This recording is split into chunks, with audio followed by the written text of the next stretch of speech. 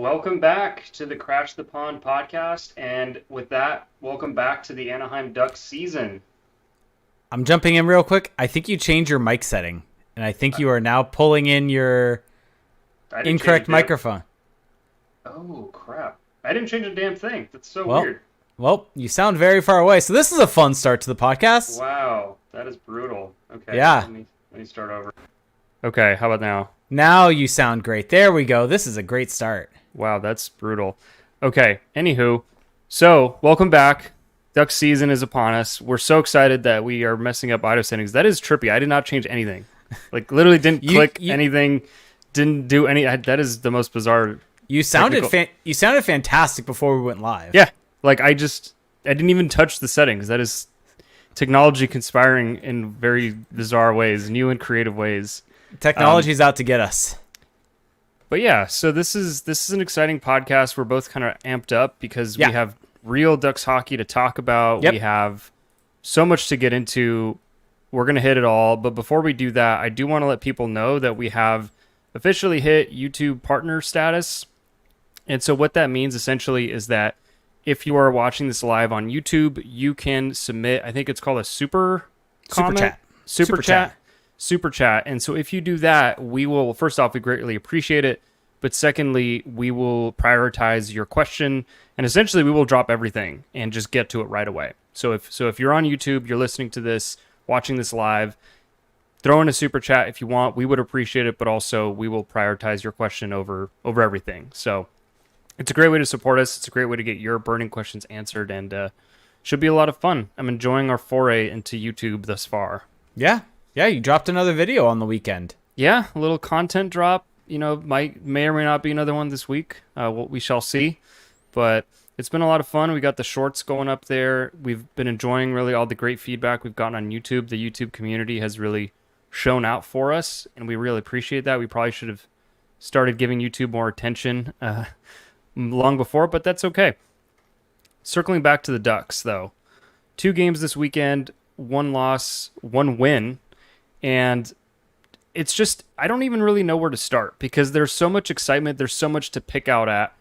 Should we start with the Vegas game? Should we start with the Carolina game? To me, the Carolina game is fresh in my mind, but I could see maybe starting with Vegas. We should start chronologically, and just want to give a shout out. Zuzle gave us their first super. So a $2 super. So thank you so much for that. No question, just a super super chat. Thank you. Or wait, no, here it is. Go Ducks, but how are you guys? I'm doing fantastic. This is a great question. I'm surviving. I'm in survival mode, but, survive and thrive.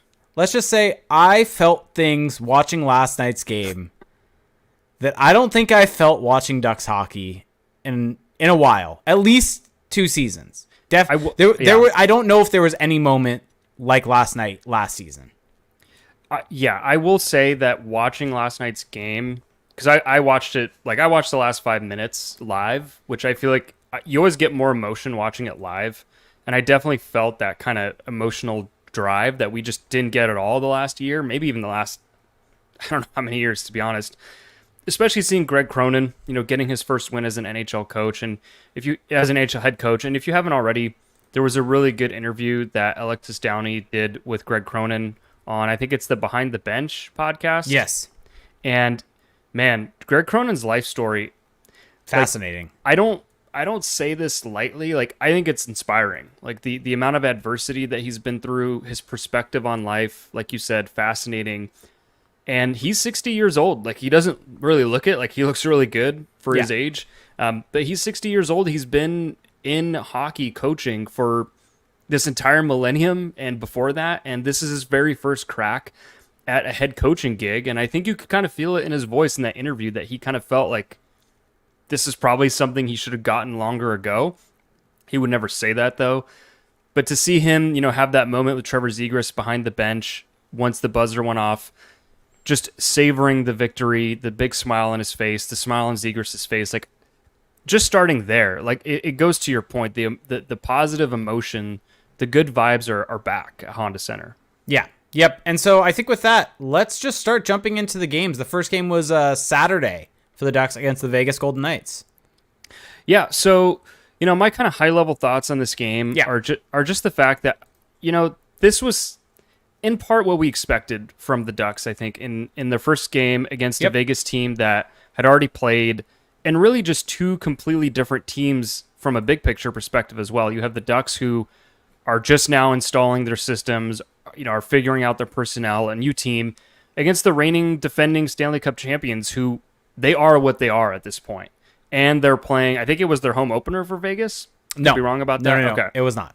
It was just Vegas, a party before the Correct. game. Yeah.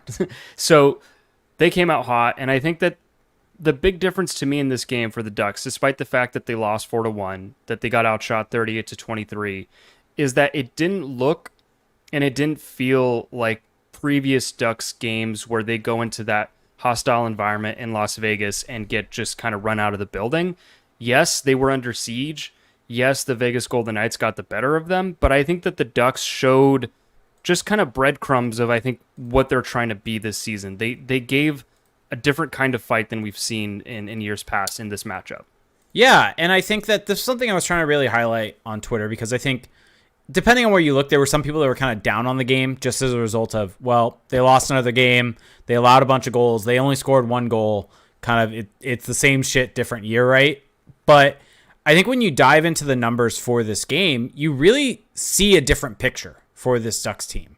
And specifically when looking at Vegas, at games against Vegas, sure, the Ducks did not have the more expected goals than Vegas did in this game, but they held their own at 5-on-5 in a way that we really haven't seen them do in Vegas.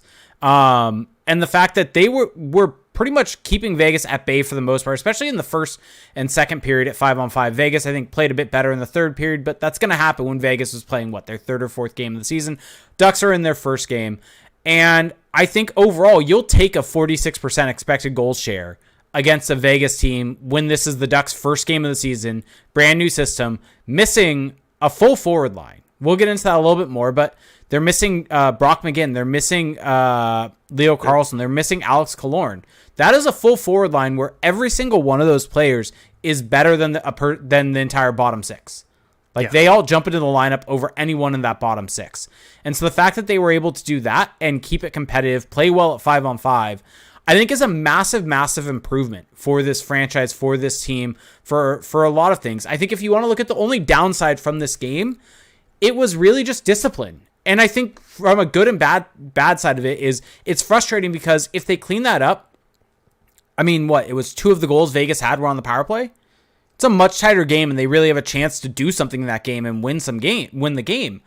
But it's also from the perspective of teachable moments, learnable moments.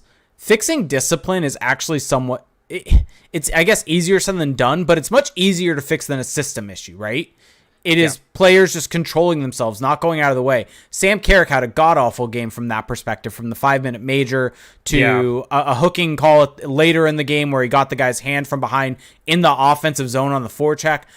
They were just taking really bad penalties. Lyubushkin took a bad penalty. Ross Johnston took a bad penalty. They were just putting themselves behind the 8 ball at so many different points throughout the game by taking these dumb penalties. And it was frustrating, but also I think those are very correctable mistakes. Yeah. Sorry, go ahead. And so from the perspective of you're looking at the 5-on-5 play as being a big step forward, and the major downside were these correctable mistakes. I think that is a major plus for this team. Yeah, and I think that to your point about the penalties, one key thing to note there is that I didn't really feel like a lot of these penalties were, because, a lot of the times you can say, oh, well, if they just didn't take penalties, but on the other hand, though, it's, hey, they were taking penalties because they were getting outplayed. Yeah. They were hemmed in. And this game, it didn't totally feel like that. It just felt like a lot of unforced errors. It felt like a lot of just kind of dumb penalties. And, part of it, too, is if you're hemmed in and you're under siege, you're not going to be as mentally sharp because you're more desperate. But it just didn't feel that way.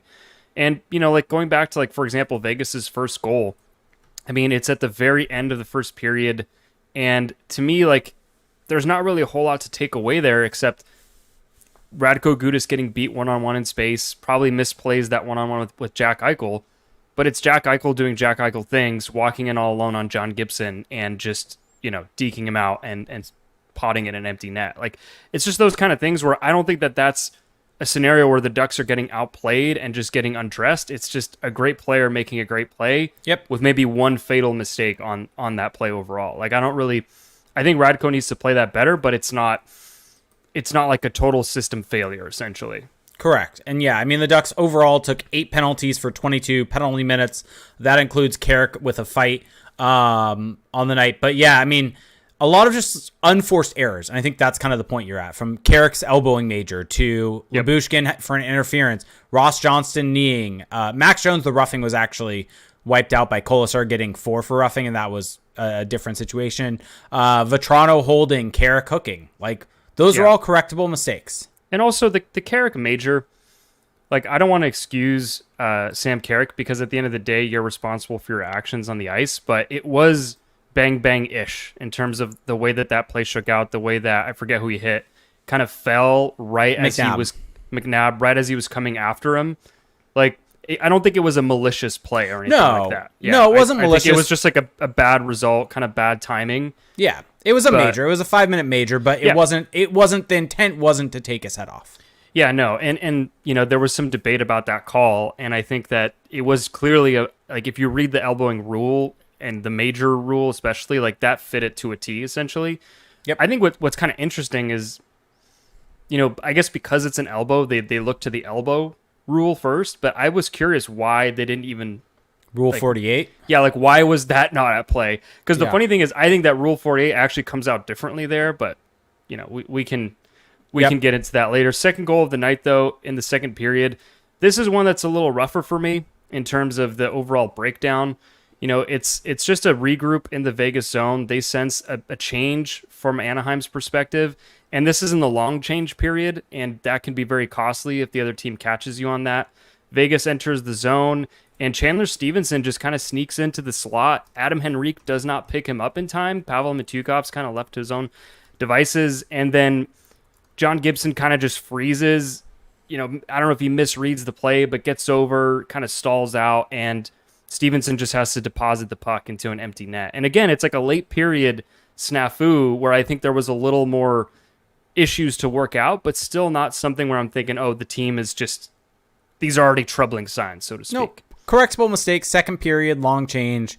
And it's just a bad change as a result of that. The one thing that stuck out to me there was John Gibson did not play that well at all. No. And optically not great.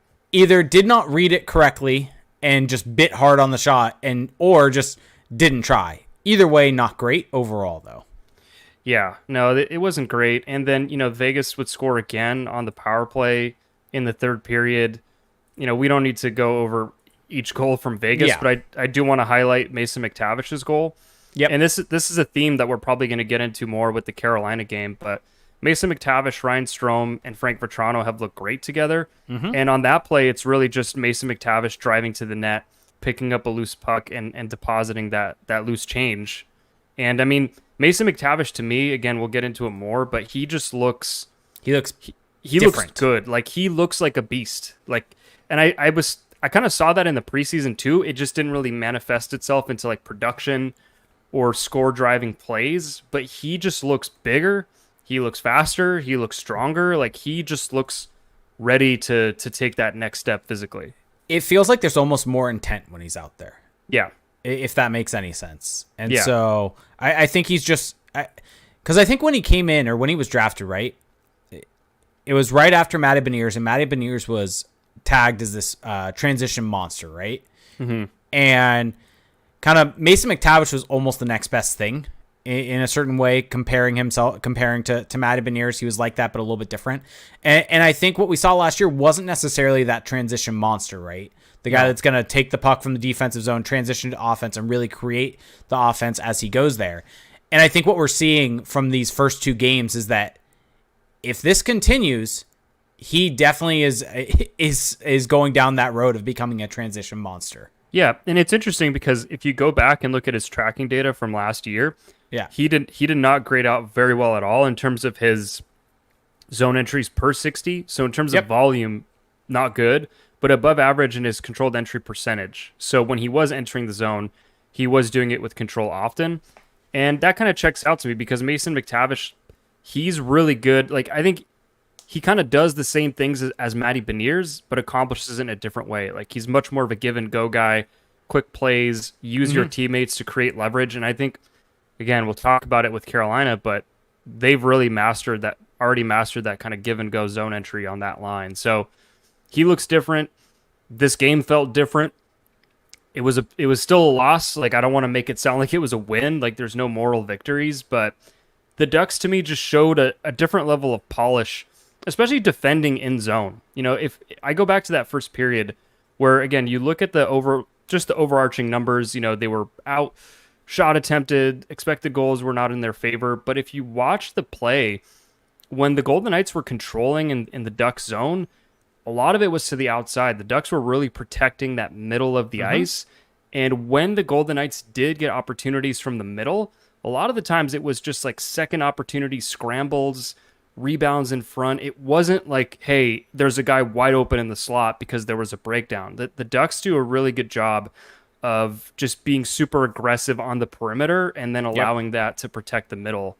Yeah, it reminds me a lot of how the Islanders play, to be quite honest. And I mean, that kind of goes to the man-to-man defensive zone structure that Greg Cronin is trying to implement there, and it requires the guys to really buy in and really have the conditioning basically to keep up in the defensive zone with their guy and not lose their man, lose their gap on those guys. And we really saw that for the most part in the D zone. I think there were some times where they got a little bit tired, and maybe that's the only downside on a long shift is it's hard to keep that up, and that's where some of the breakdowns had come. But I think overall, especially from the defenseman perspective, all the defensemen I think really played well outside of, I think the only one that I really did not like the game of in this first game was Ilya Lyubushkin. I think Pavel Mintyukov held himself very well in this game. Yeah. I think we'll get to his next game where I think he was an absolute superstar. And I think Jackson LaCombe continues to just be so impressive. I like the fact that I think people were wondering if he was locked into the NHL role or were questioning what type of defenseman he was going into this season. I think all that is just thrown out the window now. This guy's an NHLer. I don't think there is any question about it. He looks so natural at this level and is one of the best defensemen on the team at this point. Yeah, and that's not a shot. He's not like the best of the worst or anything. Like he looked like that in preseason, and in the preseason it was kind of tough because you know, you don't want to go too far and say, oh, like he's arrived or blah, blah, because of the competition, but it looks the same. Like, it's not perfect. You know, he has his moments. Like we were saying, they were under siege against Vegas, but he just looks so physically mature to me. Like, the way he moves, it's so graceful. He's so just kind of aware on the ice. And yeah, I don't really have a whole lot else to say about this game, honestly. I don't either. I think Drysdale-Fowler as a pair works really, really well in this game, and I just want to mention that because I think there were question marks around them, and some people would have said, no, you should never pair those players together. More so of the old guard view of things of need to have a big heavy with both, either with Drysdale or with Fowler, and I mean, that just goes to show in the modern day NHL, having two puck movers works really well because you get the puck back, transition it out. And Drysdale and Fowler both ended up on the above the 50% line. I think that I know now we're just kind of mentioning a lot of players. We haven't really mentioned Zegras or Terry at all, but they had really nice games. Yeah. I think they generated a lot of chances and they really did not have much going against them the other way. And even though they did not score in that game as a line, they generated, I think, the most high quality chances for the team throughout the game, and just were a little snake bit to not be able to pot one. I mean, Zegras was, I think, had a wide open shot in front of the net and just missed a little bit. And there was another one, I can't remember who took the shot, but they were on the ice, and Brett Leeson had a nice tip, and I think Terry was almost able to find the rebound and put it in the back of the net. And so I just think that some people may be saying, well, where have Zegras and Terry been so far? And I think they've been fantastic. Yeah. No, I have a lot to say about Zegras in the Carolina game. Okay. So the first thing I want to highlight with this Carolina game is the jerseys. Oh, man. Oh, man. They look great. They just do. Yeah. I think that a lot of people are going to be eating crow that were critical of these jerseys. And way back when, remember what I said. Just wait till they get on the ice. Yeah. Wait till you see the finished package and everyone's going to be oohing and awing about them. Yeah, the colors look great. It just feels like a cohesive uniform. It represents the team's Yep. history, and you just love to see that plum color. God damn it. You had to do it. You had to Set do you it. up. Set you up. Did you hear I don't think you didn't watch live, so you wouldn't have watched any of the pregame or anything like that. No. Guy Bear called it eggplant. Good on him. Eggplant truther. Yep. Get that eggplant. He said you call it plum, I call it eggplant. He said that? Yeah. Oh, that's hilarious. I mean, Love Guy. they're definitely trying to like They're getting away because of the eggplant emoji. I forget what the term is, but like they're kind of Euphemism? rewriting. They're trying to like kind of rewrite history a little bit. They're gaslighting us. Oh, is it retcon? Is that what it is? Oh, that's they're what you're going for. retconning. Like they're going back in time and changing like Yes. this word. And Yes. I mean, it is what it is. I don't particularly care. I will note though that my mom was watching the game and her first observation as someone who knows nothing about this debate was, "Oh, that's an eggplant color." Which if a neutral like just know nothing observer would say that about the color, maybe just call it what it is, but you know. I think the worst offense though was John Aller saying plum and teal.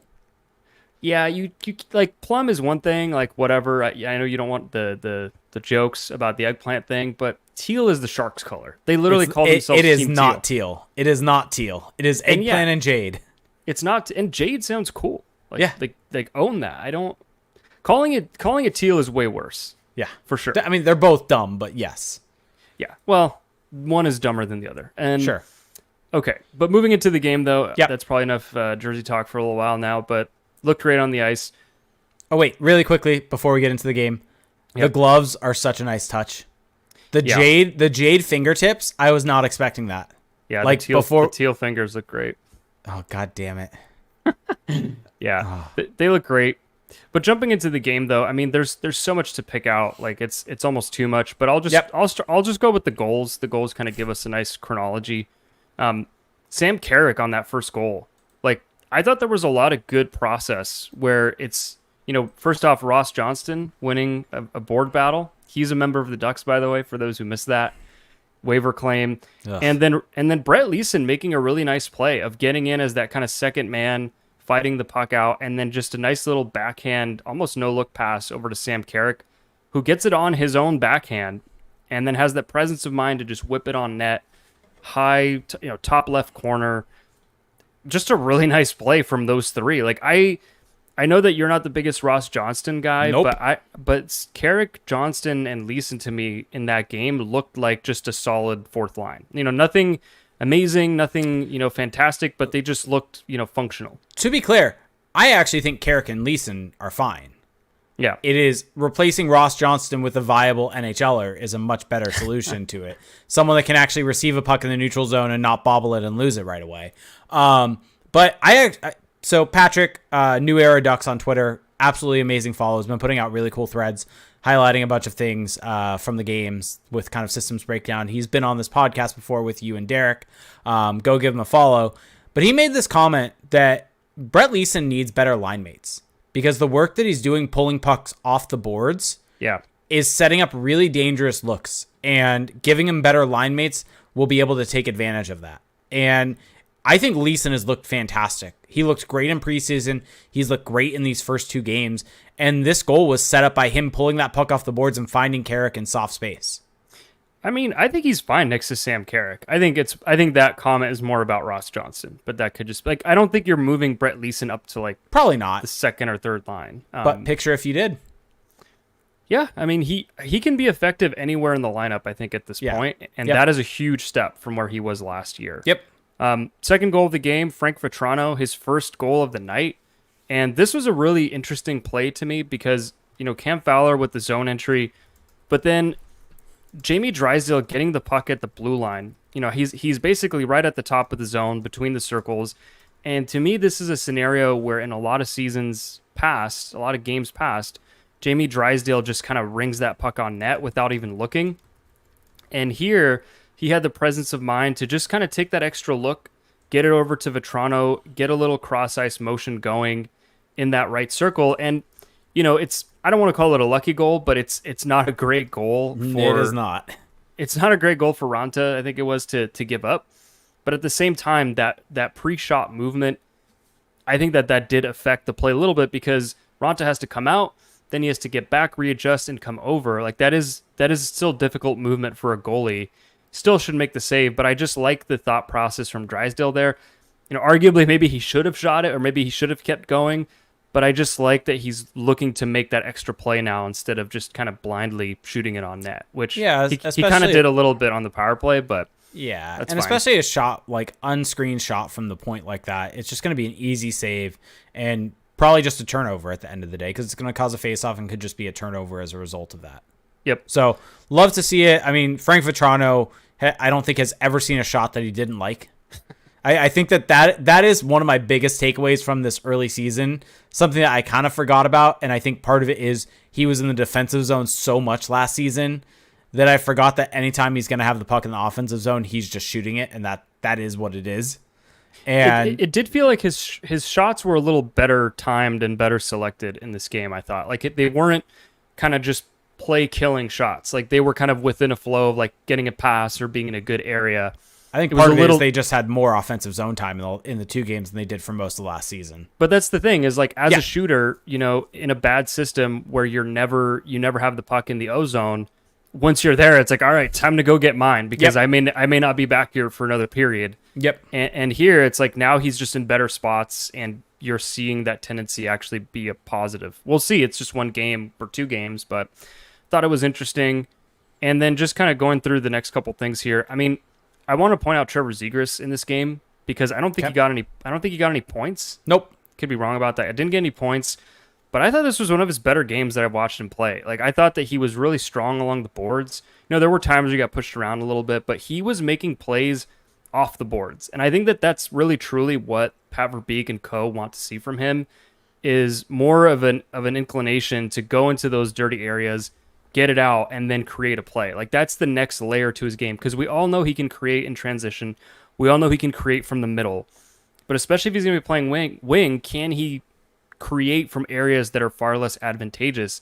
And I thought in this game there were a couple instances where he would win a battle, whether it was through just effort or body angle or physicality, and then turn it into a centering pass or a shooting opportunity. And, it's small things that didn't show up on the scoreboard today, but yeah, I thought that this was a good Trevor Zegras game. Yeah, and I think even from a chance perspective, expected goals, it was a quiet game. I think partially because probably those didn't result in any shots or shot attempts or shots on net. They would have potentially been blocked.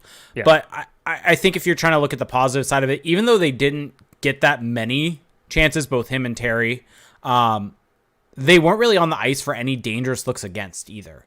Yeah. And I think that is what you want to see. And I think in a game, you'll take a game or two where Zegras and Terry are quiet if also they're getting big minutes and the other team isn't able to do anything, as long as you have other lines that are going. Yeah. Because that is what we saw in this game was Mason McTavish, Frank Vetrano, and Ryan Strome were absolutely firing on all cylinders throughout this game. And it was 4-on-4 at the next goal, but it was just, I think, a prime example of McTavish and Strome working so well with one another. Yeah. Yeah, no, they were fantastic, which actually leads me to my next point before we take a quick break here. But those 3, McTavish, Strome, and Vetrano, did a really good job of creating clean zone entries for themselves. Mm-hmm. And a lot of the times, it started off with a cross-ice pass from the Ducks' own blue line to a player, kind of a stretch guy who's at the opposite end, at the offensive blue line, who's just kind of waiting there. And then you have the third forward coming in as kind of the drop option. And that second receiver waiting for it at the offensive blue line just kind of dumps it off to that trailer, and that creates an entry with speed. And they did that at least twice. Like, it was very clear-cut twice, and they got scoring opportunities off of it. And so I thought that in transition, those 3 looked really sharp, which I would not have predicted just judging from the preseason.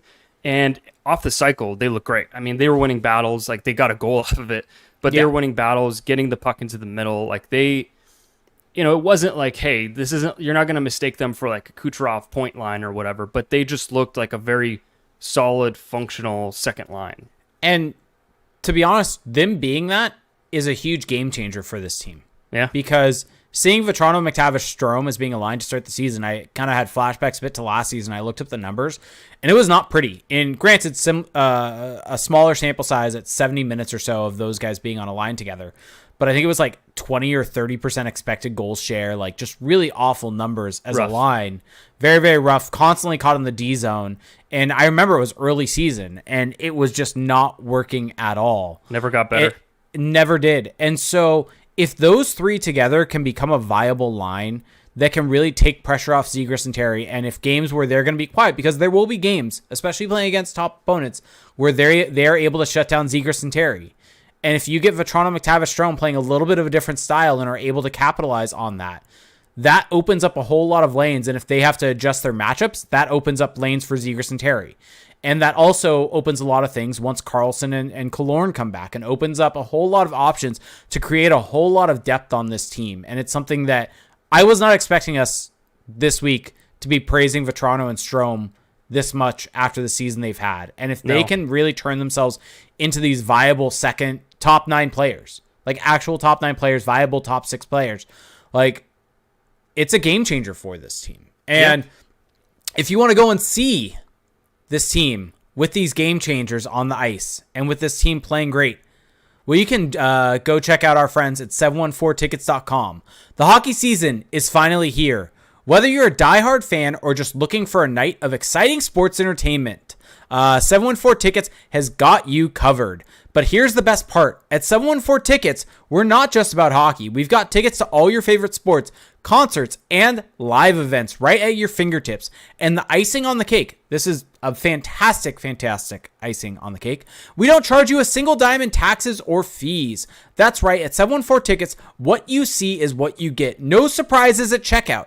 And with our user-friendly mobile app, booking your tickets is a breeze. You can browse, select, and secure your seats within minutes. Shop online at 714tickets.com. Call 714-TICKETS or visit their office located right in front of Honda Center. Get 10% off when you shop online using code CTP.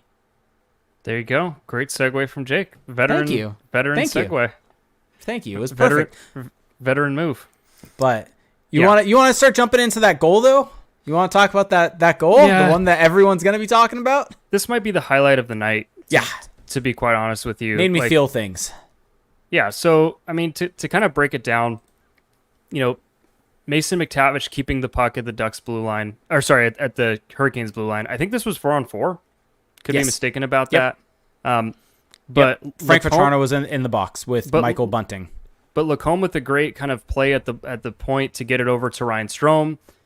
LaCombe then cuts in, gets a cross-ice pass to Pavel Mintyukov, and Mintyukov just deposits it into the empty net. But really, I think it's the kind of trio play here for me of McTavish, LaCombe, and Mintyukov. And I would say LaCombe maybe having the biggest hand in keeping this play alive, both at the point and in that little feathery, forehand to backhand cross-seam pass to Pavel Mintyukov. And oh, by the way, Pavel Mintyukov getting his first NHL goal on that play. I mean, that's the future of Ducks hockey right there. Yeah. Mason McTavish drafted 3rd overall. Yep. Jackson LaCombe, don't remember where he was drafted. Second rounder. But he's graduated. And Pavel Mintyukov, a 10th overall pick. Like, it's happening in front of our very eyes. And on that play, you just saw it all come together in a beautiful way. And, one thing I want to point out is that, like, it looks like an easy goal for Mintyukov, but if you watch him off puck as that play is developing, he's managing the space because a lot of guys might just go straight to the net. And he kind of timed his approach to stay just far away enough. And you could argue, maybe the Hurricanes should have covered him better, but I think he really managed the space in front of him. And that's not an easy thing to do. It just goes to show how polished he is, so young, but man, just what an exciting play. I actually want to go back even further on that play because I think that entire thing off the face-off is just fantastic. Patrick posted the video, so I rewatched it today. But off the face-off, McTavish wins it, finds Strome right off the face-off, has a shot from the slot. Ranta makes a nice save. He gets the rebound. Ranta makes another nice save. Puck goes behind the net, and McTavish actually gets taken to the ice. And while he's on the ice, the puck turns over and is able to get up and get a piece of the Carolina Hurricanes defender that was trying to come around the net, and it forces him to rim it around. And I think the puck ends up with Pavel Mintyukov, who then leaves it for McTavish, who has a guy on his hip and has the wherewithal to essentially leave the puck on the blue line for LaCombe. And somehow keeps the puck in the zone as he's getting pushed out with the puck.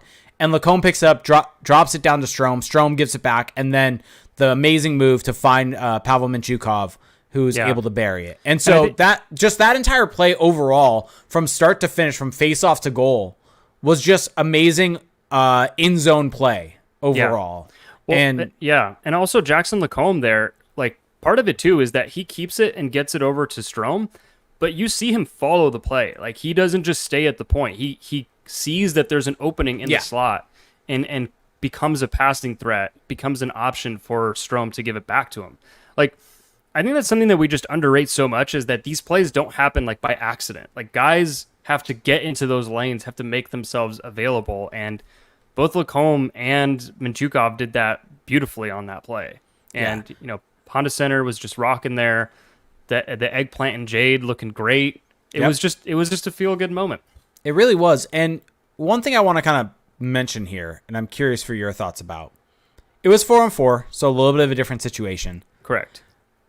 But I wonder if we're starting to see the signs of maybe Jackson LaCombe switching to the right side eventually. Yeah. And being paired with Pavel Mintyukov, because the chemistry those two had in that shift was amazing. They didn't end up having to defend, so don't know necessarily how in zone would be with those two out there. But they've been out there, I think, at various different points in time together, and they don't look bad at all, and they look like they could work as an overall pair.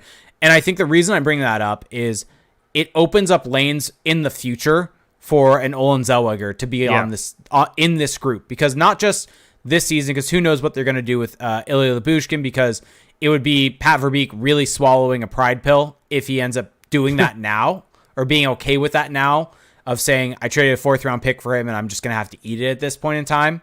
And so who knows if they'll do that or not, but Zellweger already has 3 points in 2 games, so he may force his way onto this roster. But just looking at in the future, right, of Drysdale signed for 3 more years and has plenty of years after that. Fowler signed for multiple years. Gudas has 3 years on his deal. Zellweger is an NHLer. Like, I don't think there is any question about that even if he hits his floor is an NHL caliber defenseman. So where does he end up on this roster? And I think the only place that's readily available is if Jackson LaCombe switches to the right side in the near future. It's tough to say. They have a lot of lefties. They have a lot of lefties. And I mean, Tristan Leno is going to have to, like, we've talked about it a bunch. There's too many defensemen in this group. Someone's going to have to get moved at some point in time. There's only 6 spots. Yeah. But I think just in the near future, Olen Zellweger is the one that you really need to think about the most. And I think Jackson LaCombe moving to the right side, being paired with Pavel Mintyukov, is really interesting after this shift. Yeah, no, I agree with that. I mean, that was kind of like a broken play, so it's hard to say, like, oh, it's, because of the right and left. But, I mean, it shows that it can work. One other thing I want to point out here that is probably not talked about enough from this game. Well, one thing I want to quickly point out is just even on exits, Frank Vetrano was doing stuff that I just didn't see him do last season. Like at one point he did a between the legs redirect 1-touch pass at his own blue line to spring McTavish. So it was a breakout pass coming up from low in his own zone. He's standing at his own blue line and just facing away, like just 1-touches it between his legs to McTavish. Like, I don't think I ever saw him make a play like that last season. And so whatever it is that they're preaching, whatever it is that they're doing, like, it looks a lot better. But the Ducks had to kill a lot of penalties in this kind of stretch here. Yep. And one guy that I really want to highlight is Bo Grew. Because Bo Grew, I've ragged on him a lot in the past. And, like, I'm not going to put him on this pedestal and say that he's about to become the next great shutdown center or anything like that. But I thought in this game he showed a lot of growth, and he showed a lot of polish on the penalty kill. Like, he looked like a very solid penalty killer. Like, the way that the Ducks are playing on the penalty kill is very interesting. Like, the way I like to think about it is one guy is chasing the puck carrier, whoever's nearest to the puck is chasing, and then the other guy is adjusting. So the other forward up top is adjusting off of that. So wherever he thinks the puck is going to go, he's shading towards that way while the defensemen stay low. And Grew was very aggressive, and he was doing it beautifully, like quick feet. good edge work, staying in that middle lane, aggressive stick. There was actually a point where he got a takeaway or he intercepted a pass and took it down all the way to the other end in Carolina territory and put on a little edge fake on the right wing to kind of just get his man off him. He did it twice. And like all of that, it's just like it's these little layers to his game that just haven't really been there before. And I think you can kind of see the work he's put in on his body, but also like in the video room, in skills sessions. Like he just looks like a more polished player and a guy who could make an impact. And I thought he had some good moments at 5-on-5 as well. The numbers don't look quite as great there, but I'm encouraged by how he's looked so far, which I have not said in years past. Yeah, it's definitely going to be interesting what happens once guys get healthy, which, I mean, by the sounds of it, Carlson missed this past weekend. We haven't even mentioned that yet, or mentioned it in passing. People know he didn't play. Season opening IR. Sounds like he could be available on Thursday. He is eligible to come off that, or I guess non-roster. I mean, there's a whole lot of question marks I have for how he's actually designated. So not sure, but he is eligible to come off for Thursday's game. That is a for sure. And so if he comes off, kind of what happens, because they're sitting at the 23-man roster right now. And same thing with Brock McGinn. Like, what's going to happen there when he comes off? Someone has to get sent down because they're at 23-man, and I think that is or 22-man, I think, currently. So they can activate or have one of Carlson or McGinn come off without a change to the roster because they currently have no healthy scratch forwards, technically. But I think Johnston's the easy one to just come out of the lineup. Yeah. I think he probably is the easy one to probably just put on waivers also. Correct. And see what happens. So that's probably the first thing. I think when Kaloran comes back, maybe there's a different question mark of what happens there. It's going to get crowded. Yeah, it's going to get crowded quick. But to kind of wrap up your point, though, about the penalties were an issue in this game also. I think same type of deal. Nothing really to save plays. There was only really one that I thought was questionable with the Zegras holding the stick call. Yeah. The rest, I think, were pretty much obvious calls, to be honest. I thought the penalties in this game were worse than the first game. Yeah, I'd say the same. Like worse from the team perspective. Yeah, like I don't think that these were like more. They weren't as excusable as they were in the first game. I don't know. I think the first game, ones in the first game were worse because I think they were just bad plays that are easily fixable. I think these weren't so much that. So yeah, they took a lot of penalties in this game. They had to kill off a bunch of penalties. Same thing as last time. What was it? I'm looking at it right now. There were 5 power plays. Even Jakob Silfverberg looked good on the PK. Yeah, like, five power plays for Carolina, 2 penalty kill goals against, or power play goals against, however you want to word it. And against Vegas, I think it was 2 also. And so, I mean, it's 2 straight games of allowing 2 power play goals against. And so that's just such an easy thing to clean up. Because I don't think the penalty kill has really looked bad, but if you're taking penalties, you're gonna allow goals. It's just the way. It's the odds. And one thing that I will say is that if you watch how the Ducks are defending right now and how aggressive they are along the wall and along the perimeter, everyone is throwing what I call legal cross checks. So it's that cross check where you have your stick in a cross checking position, but you're not hitting the guy. You're just like pushing on him. You're just getting leverage, and they are doing that a lot. Like and Mason McTavish, there were points in this game in the third period where he was straight up just mauling dudes along the wall, and this was actually in the offensive zone. But I'm thinking that's something that I like, that they're trying to set this tone of we're going to be tough to play against, we're going to be physical in our zone, but you gotta walk that fine line if you're going to play that way, because you could end up being a very penalized team if that's how you're going to play. That isn't really how they took their penalties, but I think that it could become an issue. And then, I mean, just to kind of cut ahead here, because there's not a whole lot left in this game. Yep. The fourth goal, because I mean it's the last like non-empty netter goal. Yep. Just great play from that line, that McTavish line. Ryan Strome getting in on the forecheck, winning a battle. Mason McTavish getting in there as well, and Strome getting it over to Vetrano in the slot, essentially. Just wires it far side. Beautiful shot. And, like, it just goes to show, like we were talking about, that line just being effective. And the other thing I wanted to highlight, just there were at least 2 opportunities late in this game where Pavel Mintyukov was just setting people up in the slot. Like, he was just being so aggressive coming off the offensive blue line. He had Bo Gru in the slot. He might have had Terry. I forget who it was, but He also had his own glorious scoring chance that I think a great save happened. Oh, that's right. Yeah, I think Mintyukov could have had like 4 points in this game. Yeah. Like he was just everywhere and in a good way. But yeah, and then the Ducks, like I thought the third period was definitely like to be expected. The Canes are going to try to come back down 4-1, but the Ducks managed to survive. It got a little hairy at the end, but they get the 2 empty netters, and Frank Vetrano gets his hat trick, and everybody goes home happy. Yep. A few things I want to make mention of that we haven't talked about yet.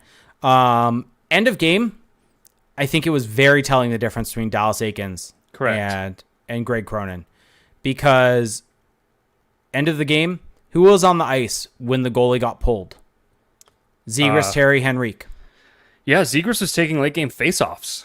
Late game faceoffs, Zegras, Terry, Henrique on the ice when Carolina, it was still 5-on-5, but they had pulled their goalie were about to pull their goalie, and they stayed. It wasn't like there was a change. That was an offensive zone. They were not forced off the ice. They were not forced to change, anything like that.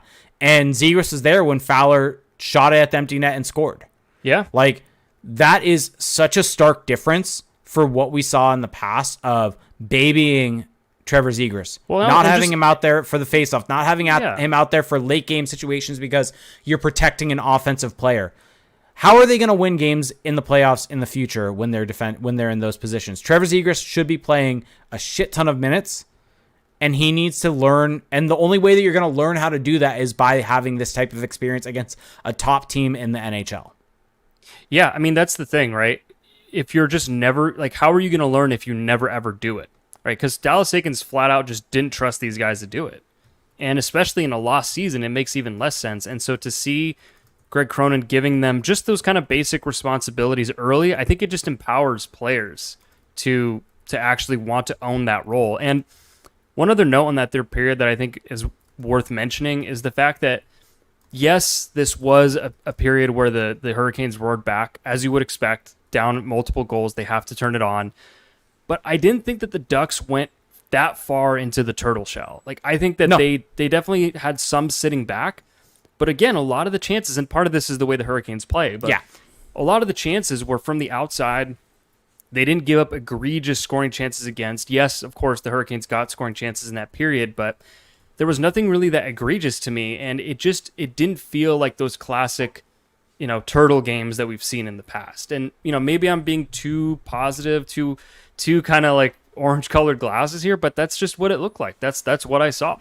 Yeah. And I think that I completely agree. And I think the only times where they really did look like they were getting shelled were penalty kills.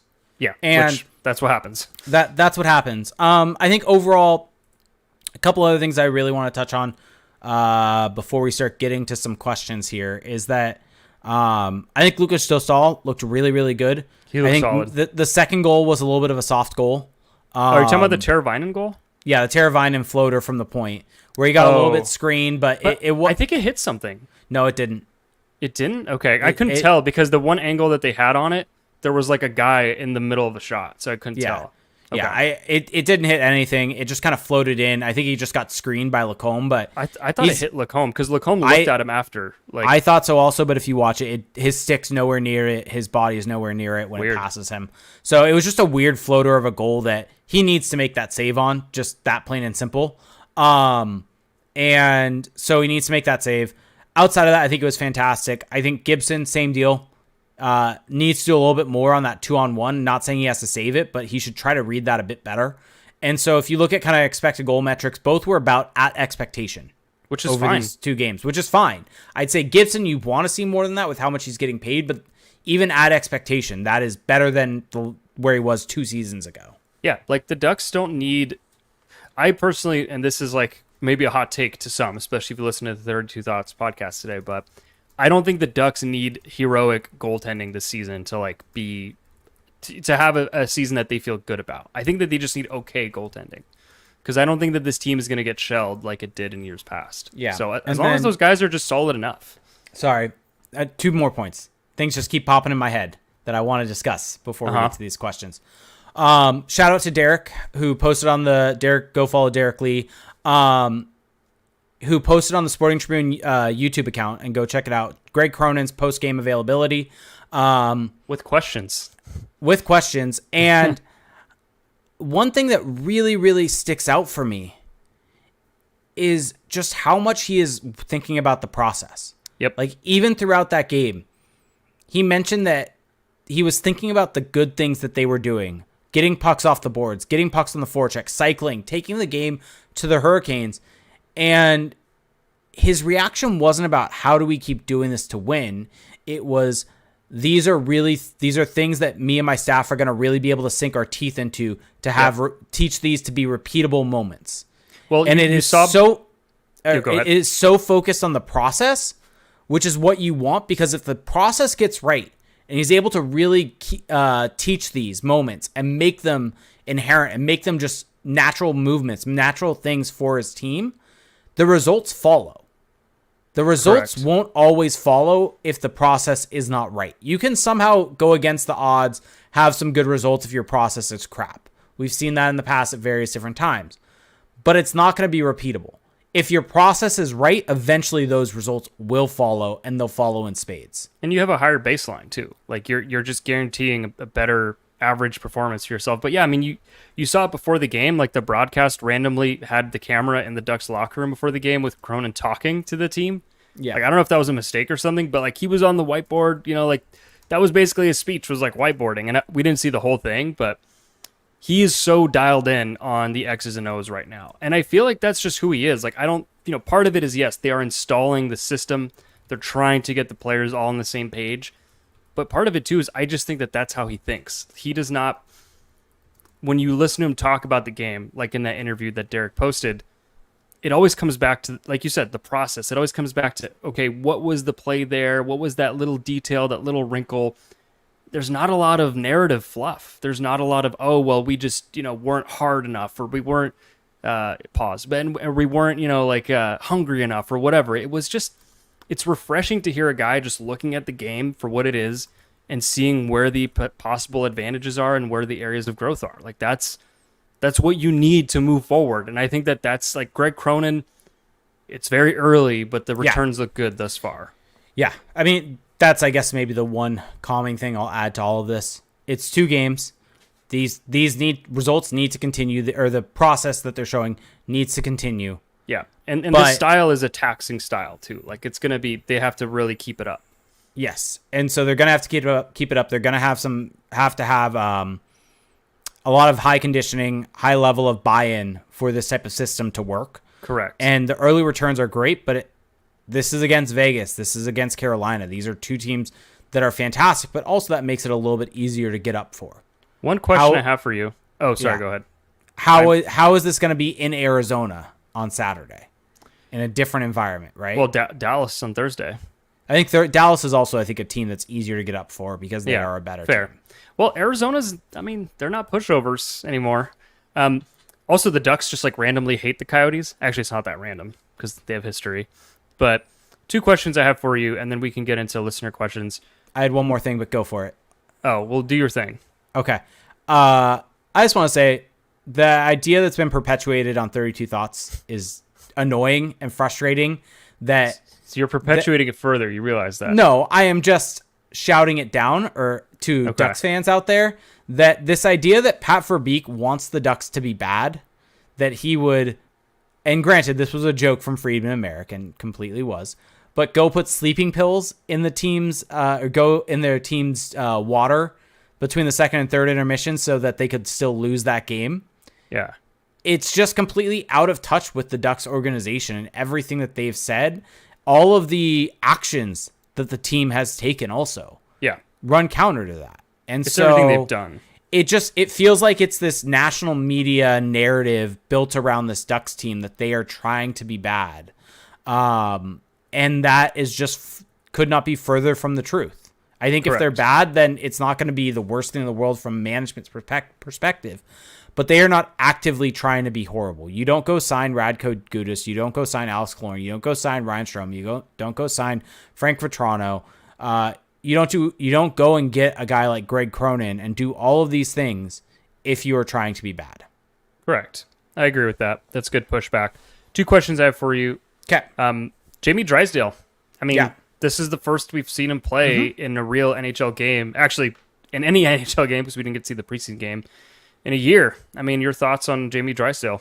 I think he looked good. I think he looked really strong. I think it was really noticeable how much he was trying to engage in board battles and how he was winning those board battles. He was doing those legal cross checks I was talking about quite 100%. 100%. And it was really noticeable how he was trying to do that. I think the thing that I think I noticed more, and I don't know if this is lack of play or maybe I just forgot, his skating stride isn't as smooth as I necessarily remembered. It's got a little roadrunner element to it. It's got like a gallop to it. Yeah. If that makes sense. And I don't know if I just forgot about that or if that's maybe just him getting his legs back under him during games. No, I think that's always how he skated. Okay. But he's still a great skater. Like, yeah. Yeah. And then the other question, I mean, I will echo that. I think that he looked good enough. Like, there's definitely some things that I have questions about, especially him on the power play. Yes. I just don't love him on the power play so far. Like, part of it is it could just be what they're asking him to do. Like, especially on the power play breakout, like he's just kind of going one man against the world, getting it all the way to the far blue and just kind of like, all right, well, let's figure it out once I get there. And, you know, with the first unit, they're doing that like double drop before getting into the zone. And like the second power play unit just like doesn't do that. So confusing. But also just like the feel, like sometimes the offensive feel hasn't been there, but I don't want to judge him because it's so early. And then the other guy I want to talk about, another right-handed defenseman, Ilya Lyubushkin, the much heralded Ducks acquisition. My opinion is this. Let's see if you share it. I think he's looked fine in the first two games. Like he's an average third pairing defenseman to me. I think he looked better in the Carolina Hurricanes game. I think a part of that is he was not I think pressured as heavily because I think of the way the Hurricanes play is a little bit different than the way Vegas was playing. Or I guess maybe he wasn't given as much time and space because I think the opposite actually of Carolina being tougher on guys, getting on them quicker. But that opens up more guys to get to the puck. I think against Vegas, his ability to move the puck with space was really exposed. There was one play that just sticks out in my head like a sore thumb where he has the puck, is going around the net, has a guy that he could make a backhand pass to along the boards that would lead to a breakout. Instead, he turns around on the pressure, goes back the other way. The guy's on his hip. He proceeds to rim it up the boards where there is no Duck player, and Vegas is just there to get it, and it proceeds to lead to multiple minutes of extended defensive zone time. And so I think from the perspective of, I think he's not good as a puck mover. I think it's going to really hamper and limit this team. And I think if you can find a way to modify things around and get LaCombe on the right side and Zellweger up, I think the defense overall looks better as a result of that. I am curious what's going to happen with Tristan. Try to do that correctly, Leno, because I don't really see why he would be up if he's not going to play a game. I think he plays Thursday. And Lyubushkin sits? I mean, who else is going to sit? Yeah, Gudas and Drysdale aren't sitting. Mintyukov just had a great game, scored a goal. Like, well, you're not going to put him in for a left-hand shot defenseman. Yeah, so I think Luneau comes in for Lyubushkin. Could be wrong about that because then the trouble is like, well, how do you delineate the pairings at that point? Like I could see a scenario where both Vakanainen and Luneau come in for that third pairing. Maybe. I think you could do Luneau and LaCombe together. I think LaCombe is solid and steady enough where LaCombe, Luneau, and then Mintyukov, Gudas. Yeah. Yeah. Okay. That works for me. Yeah. Yeah. I mean, that's kind of all I've got on this game. Fun weekend. Good to see real hockey back. And I'm just now seeing this picture on the Ducks Instagram of the Troy Terry and the guys meeting the Monday Night Football broadcasters. Why did they give them that jersey? Give them the 30th anniversary jersey. It's because they don't have any of the 30th anniversary jerseys to give out. Oh man. It's because they don't have any. They have the ones for the players and that's it. I'm surprised they didn't give them the orange jersey, seeing as they've been handing that one out like candy. That is true. Chuck Liddell had it last night. Yeah, Chuck Liddell had it. Like they've given it to other guests like recently, so I don't know. But Drew anyway. Brees. Yeah, Drew Brees had it. His whole family had it. But yeah, we should probably right. get into questions. We should get into questions. We're going to probably blitz through these, try to go as quick as we can. So we've got some questions in our Discord. We'll start there. Go to patreon.com/crashthepond. And you can support us there. If you do it at the dollar tier, you get access to the Discord. You can get questions in here quick. We'll get to them right away. D Frenzy said, are the goals going to be more fun to watch than the Ducks this year? I don't think so. No. I mean, they're both going to be fun, but the Ducks are going to be a fun team to watch. Well, especially the forward talent. The Ducks have way more exciting forwards. Yep. So Shaken Wing said, knowing the mentality of wanting left and right hand defense or handed defensemen for no unbalanced D lines, wouldn't it be more possible the Ducks trade one of Zellweger and Mintyukov over Leno? I mean, the thing with Leno on the right side is you have Gouda signed for 3 more years, and you have Drysdale also in the system, and you have Ian Moore, and you have Drew Hellison, right? Well, I think it's just a matter of yes, handedness matters, but talent matters more. You're not trading one of Zellweger or Mintyukov if you think they're the best players just because they're both lefties and keeping Leno. That's just, at a certain point, you don't want to what's the penny wise, pound foolish? You don't want to get to that point with this situation. Yep. Shaken Wing said, thoughts on John Aller's beard? That's why I was laughing. Shave it to a goatee. Shave that thing. Go to a goatee. Allers looks good with a goatee. That little chin strap beard that goes with it does not look good right now. Not it. Root said, is Ilya Lyubushkin this year's Dmitry Kulikov? I think Kulikov was better than Lyubushkin. Man, you're way too harsh on Ilya. It's 2 games. I think he's been fine. All right. I mean, fine. Kulikov wasn't good last year either. Fair. Root said, is Vetrano, McTavish, Strome the perfect third line? I mean, yeah, if that's your third line, you're doing well, but right now it's their second line. So Tussle said, how do we feel about Johnston? And said Nick Ritchie is still a UFA. With a winky face. Yeah. I mean, I don't think he's been bad. I just don't think he really adds anything out there. He's just kind of a big body who throws his weight around. By the way, he already has won the Nick Deloria award of checking the glass. He literally threw his body into a defenseman on the Hurricanes, completely missed, and laid himself out by hitting the glass. I think I have a timestamp. Maybe I'll get it out there, but it's pretty hilarious if you want to go back and watch it. It is. I think Ross Johnson has been bad. I think he does not add any value. I think if you think he's a deterrent, it didn't stop. What's his first name? Lemieux. Why am I keep thinking Lemieux? Claude? Brendan Lemieux. There we go. It didn't stop Brendan Lemieux from trying to get him in Chukov's face at the end of the period. He didn't do anything about it as the game went on. He's just I don't know good. if he's better than Zach Cassian. I don't know if he's better than Cassian to the either. Comment from DB Lowry here. I really don't. He cannot handle a puck. Well, he's just any so space slow. or with any pressure or anything like that, he cannot handle a puck. Had probably one of the slowest 2-on-1s, which to his credit made a nice pass across. Yeah, I don't know if I've ever seen a 2-on-1 develop that slowly though. Overall, it was hilarious to watch. I don't think he's going to be on this team very long. I think he's the easy out once guys get healthy. We'll see. Yep. Jack Jane said, "Is this the last losing season in the Ducks rebuild?" I mean, is it even going to be a losing season? I mean, trying to take the goggles off for these first 2 games momentarily, I will say yes, though, assuming that this is even a losing season. I think they're probably going to be right around 500. So I think this will be the last season of them being in that range. Sure. Let's go with that. Chubbs Peterson said, do you see Connor Garland as a fit? I think it would make a great third line right wing to pair with Zegras and Henrique, roll 3 great lines, and move Silverberg to the press box. I don't think so. Just his age.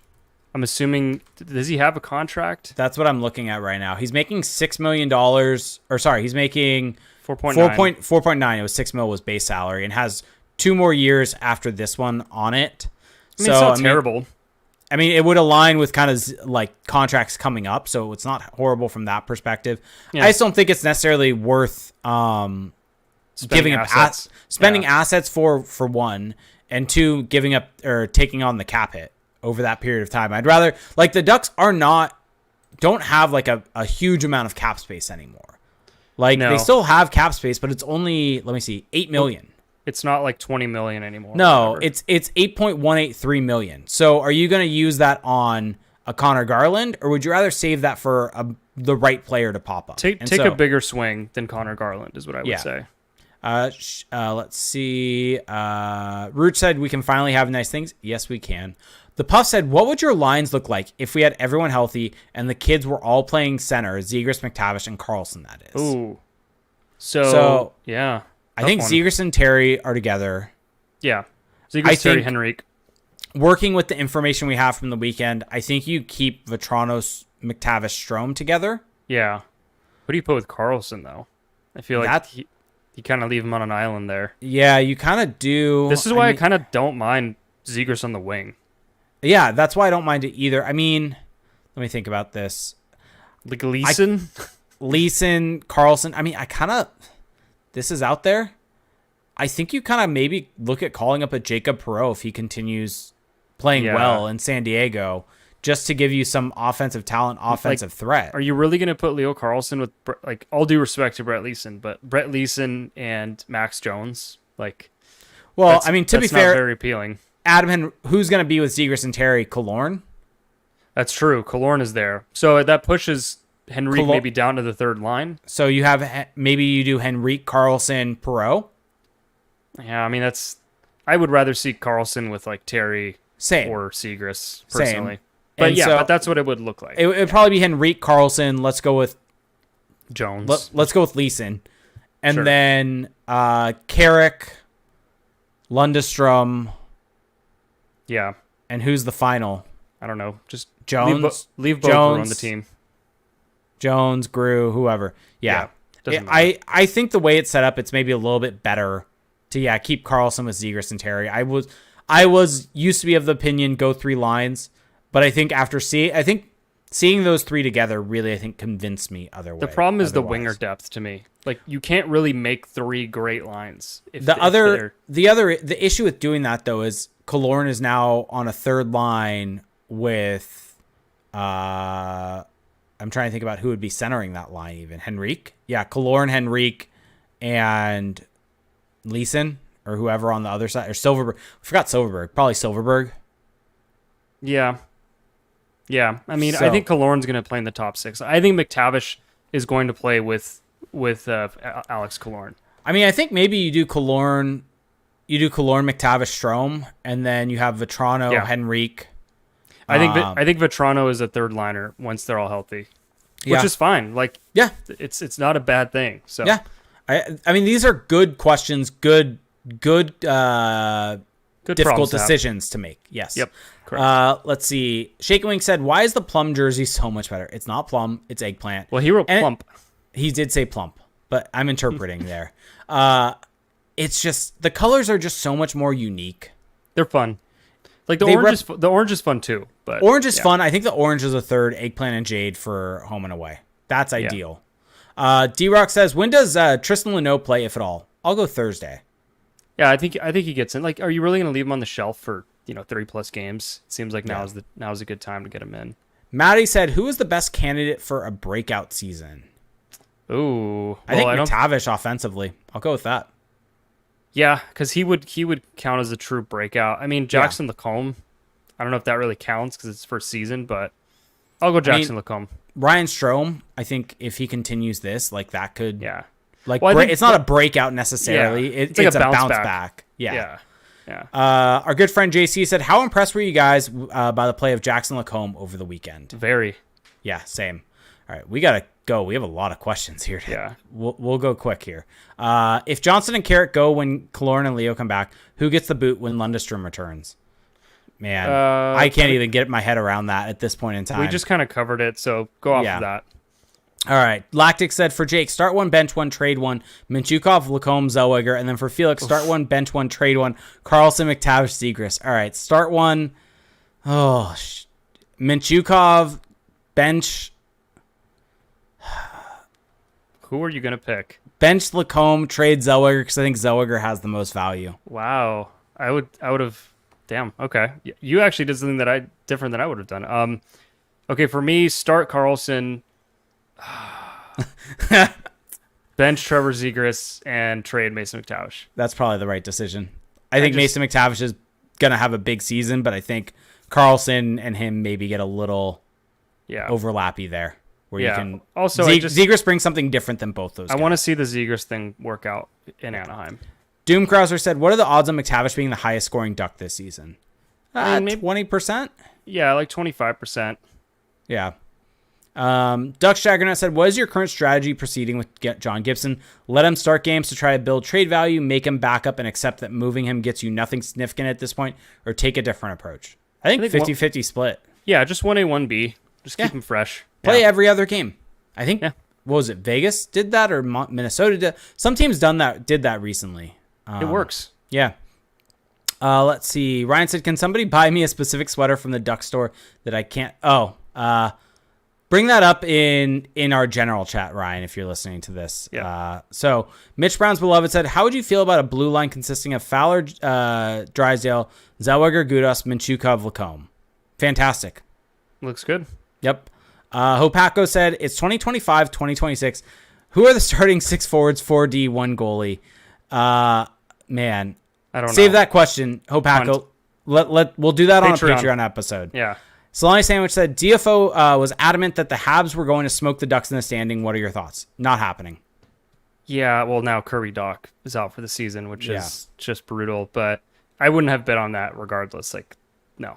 Yep. Brad said, if as some project, Luneau may end up playing only 8 games, wouldn't his development be better served by being sent out?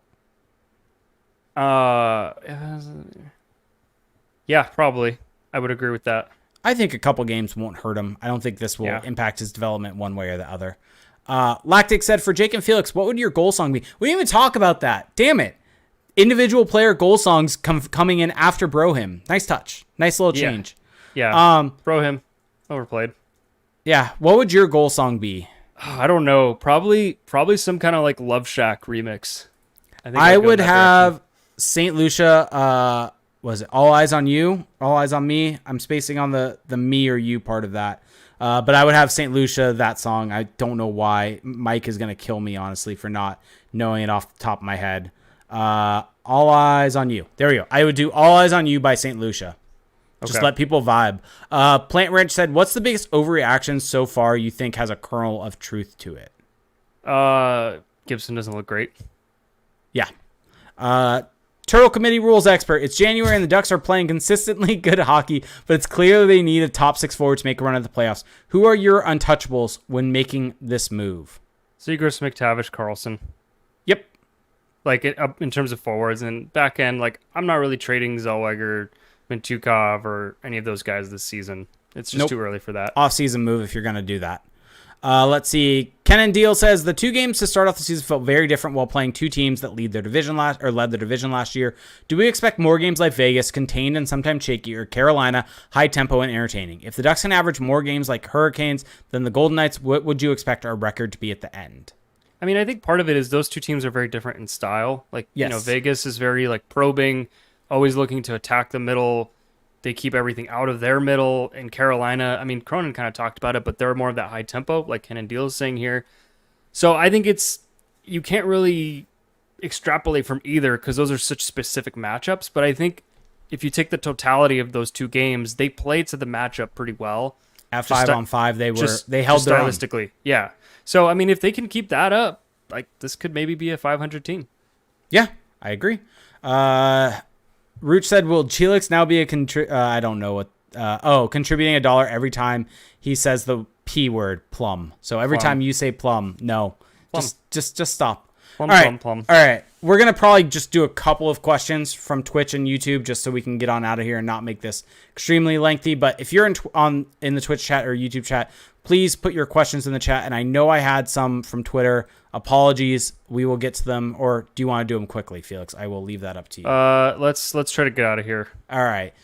So quick, we'll do maybe a couple minutes of questions to throw your questions in. If you're listening on your favorite podcast services, you can find us at twitch.tv/crashpond, where if you have Amazon Prime, you get one free Twitch Prime gaming subscription every month. You do have to hit that subscribe button after 30 days. You can be just like Chicken Taco Salad, Ducks Jaggernaut, Dan Grimshaw, and Literic Al, all of whom supported us, and we are so thankful to all of you. Or if you want to go to YouTube, and we know everyone here has a YouTube account. Go to youtube.com/crashspawn.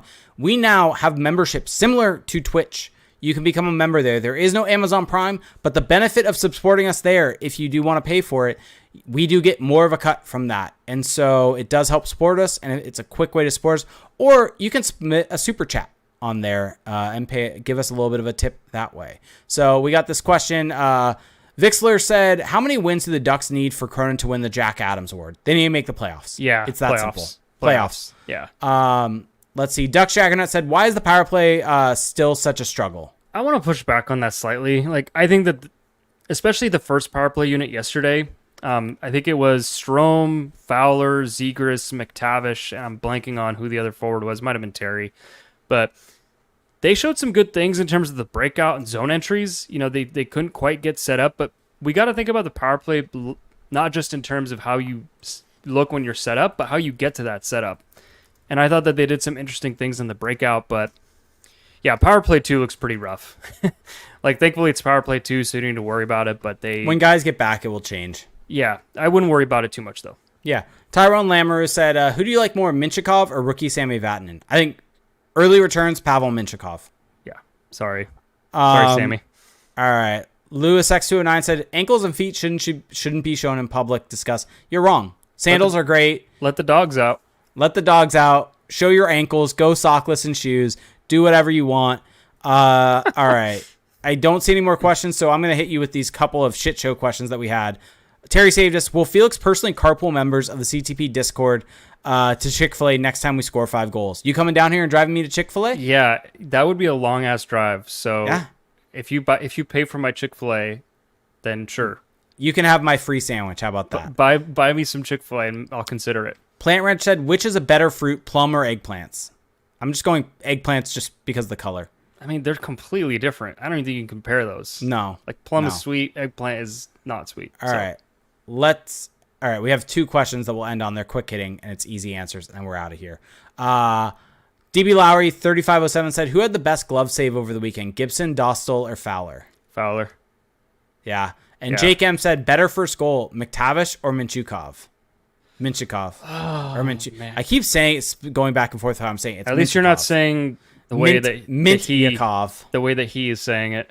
Oh, he who shall not be named. It's so bad. We've already named him this episode, but I'm giving him the Chase DeLeo treatment.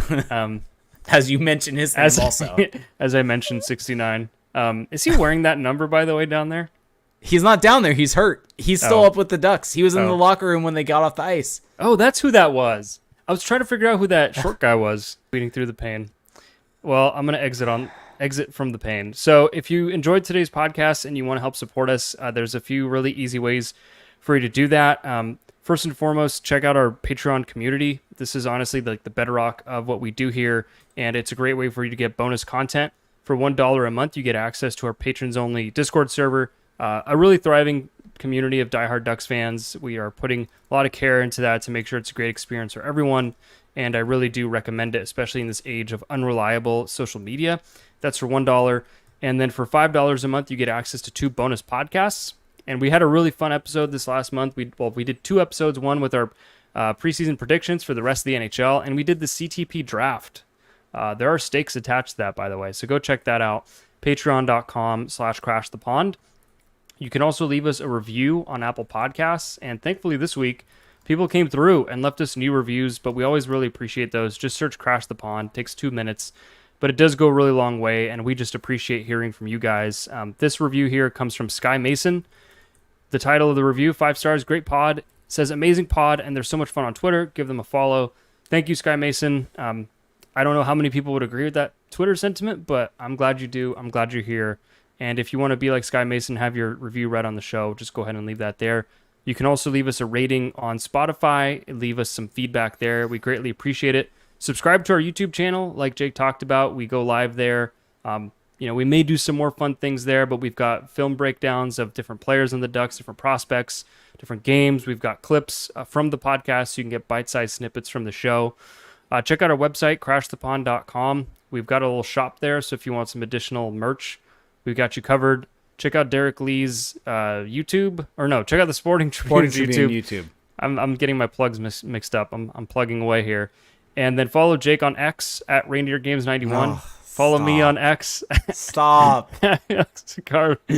I'm trying to get canceled for a different reason. That's what I'm doing here. And on that note, thank you for listening, everyone. Super stoked that hockey is back. Thrilled to be back with you guys for, I think it's like our 8th year? 6th, 7th, 8th? I don't know. 17, 18 was the first season. Our first podcast was like in late 2017. Yeah. So this would be our 6th season.